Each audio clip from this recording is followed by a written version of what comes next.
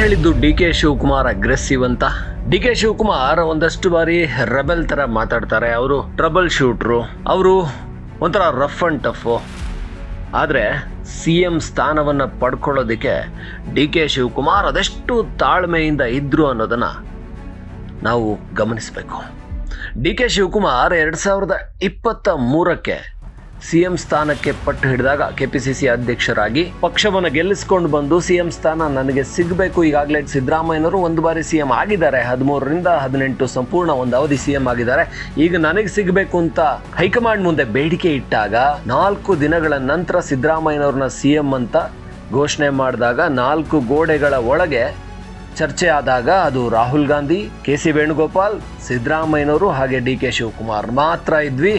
ನಮ್ಮ 4 ಜನರ ನಡುವೆ ಮಾತ್ರ ಒಪ್ಪಂದ ಇರುತ್ತೆ. ಅದು ಯಾವತ್ತೋ ಹೊರಗಡೆ ಬರುತ್ತೆ ಆವತ್ತು ನಾನು ಹೇಳ್ತೀನಿ, ನಾನು ಅದರ ಬಗ್ಗೆ ಎಲ್ಲೂ ಮಾತಾಡಲ್ಲ ಅಂಥೇಳಿ ಅದೊಂದು ನಿಷ್ಠೆಯನ್ನು, ಪಕ್ಷ ನಿಷ್ಠೆಯನ್ನು ಹೇಗೆ ಉಳಿಸ್ಕೊಂಡಿದ್ರು ಅಂದರೆ, ನಾನು ಪಕ್ಷದ ಲಾಯಲ್ ವಾರಿಯರ್, ನಾನು ಪಕ್ಷಕ್ಕೆ ಲಾಯಲ್ ಆಗಿರೋನು, ನಾನು ಪಕ್ಷನಿಷ್ಠ, ಗಾಂಧಿ ಕುಟುಂಬದ ನಿಷ್ಠ, ನಾನು ಯಾವುದಕ್ಕೂ ಕೂಡ ತಲೆ ಕೆಡಿಸ್ಕೊಳ್ಳಲ್ಲ. BJPಯಿಂದ ಆಫರ್ ಇಲ್ಲ ಅಂತ ಇಲ್ಲ, ನನಗೆ ಬೇರೆ ಬೇರೆ ಪಕ್ಷಗಳಿಂದ ನನಗೆ ಆಫರ್ ಇದೆ, ಆದರೆ ನನಗದು ಬೇಕಾಗಿಲ್ಲ.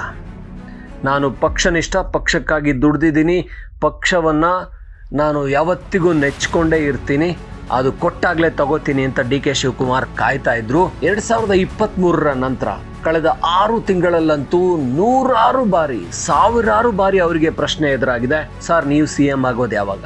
ನ್ಯಾಷನಲ್ ಮೀಡಿಯಾಗಳಿಂದ ಹಿಡಿದು ಒಂದು ಸಣ್ಣ ಚಾನೆಲ್ವರೆಗೂ ಪ್ರತಿಯೊಬ್ಬರೂ ಕೂಡ ಕೇಳಿದ್ದಾರೆ, ನೀವು ಯಾವಾಗ CM ಆಗೋದು? 2 ವರ್ಷ ಆಯಿತು, 2.5 ವರ್ಷ ಆಯಿತು, 3 ವರ್ಷ ಆಯಿತು ಅಂತ 1000 ಬಾರಿ ಕೇಳಿದಾಗ ಕೂಡ ಡಿ ಕೆ ಶಿವಕುಮಾರ್ ಅದೊಂದರ ಬಗ್ಗೆ ಬಾಯಿ ಬಿಡಲೇ ಇಲ್ಲ.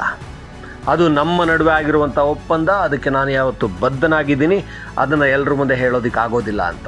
ನೀವು ಗಮನಿಸಿರ್ಬೋದು, ರಾಜ್ದೀಪ್ ಸರ್ದೇಸಾಯಿ ಅಂತೂ ನ್ಯಾಷನಲ್ ಮೀಡಿಯಾಗಳಲ್ಲಿ ಪದೇ ಪದೇ ಪ್ರಶ್ನೆ ಮಾಡ್ತಾ ಇರ್ತಾರೆ, ನೀವು ಮುಂದೇನು ಹೀಗೆ DCM ಆಗಿನೇ ಬರ್ತೀರಾ? ಯಾವಾಗ CM ಆಗಿ ಬರ್ತೀರಾ?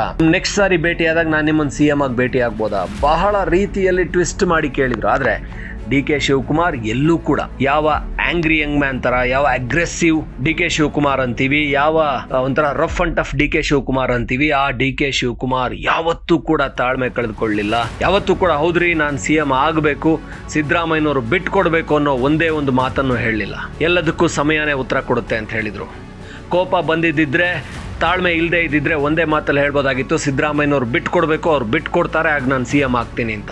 ಯಾವ ಮಾತನ್ನು ಡಿ ಕೆ ಶಿವಕುಮಾರ್ ಆಡಲೇ ಇಲ್ಲ. ಅವರ ತಾಳ್ಮೆನೇ ಇವತ್ತು ಅವರಿಗೆ CM ಸ್ಥಾನವನ್ನು ತಣ್ಣಗೆ ತಂದು ಕೊಟ್ಟಿದೆ ಅಂತ ಅನ್ನಿಸ್ತಾ ಇದೆ.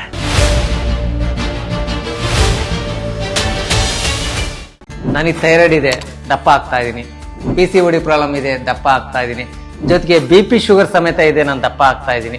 ನಾನು ಸಣ್ಣ ಆಗಬೇಕು ಅಂತ ಯೋಚನೆ ಮಾಡ್ತಿದ್ದೀರಾ? BP ಶುಗರ್ ಕಂಟ್ರೋಲ್ ಆಗೋ ಜೊತೆಗೆ ಥೈರಾಯ್ಡ್ ಕಂಟ್ರೋಲ್ ಆಗಬೇಕು, PCODನೂ ನಾರ್ಮಲ್ ಆಗಬೇಕು ಅಂದರೆ ನಮ್ಮ ಜೀನಿ ಸ್ಲಿಮ್ನ ಯೂಸ್ ಮಾಡಿ ಯಾವುದೇ ಸೈಡ್ ಎಫೆಕ್ಟ್ ಇಲ್ದಂಗೆ ಸಣ್ಣನೂ ಆಗ್ತೀರಾ, ಹೆಲ್ತಿಯಾಗೂ ಇರ್ತೀರಾ.